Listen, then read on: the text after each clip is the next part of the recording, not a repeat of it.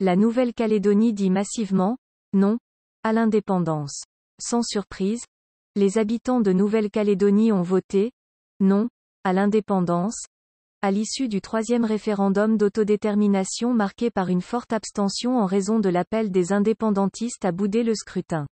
Le « non » a recueilli 96% des suffrages après dépouillement de 84% des bulletins, d'après des résultats partiels rapportés par la chaîne de télévision NC La Première. En 2018 et 2020, le « non » à l'indépendance a recueilli 57% et 53% respectivement.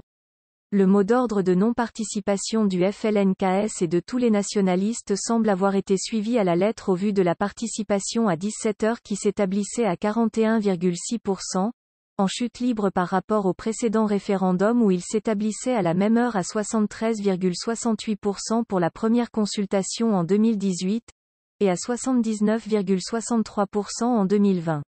Le dialogue ne sera cependant pas si facile. Le FLNKS et les nationalistes ont déjà prévenu jeudi qu'ils récusaient toute rencontre avec le ministre des Outre-mer Sébastien Lecornu, arrivé vendredi à Nouméa, avant l'élection présidentielle française en avril 2022. Quel que soit le résultat du référendum, le jour d'après il y aura une vie ensemble. Avec la France, notamment, compte tenu de la réalité géopolitique de la région, avait assuré jeudi le président Emmanuel Macron, qui s'exprimera à nouveau ce dimanche à 13h.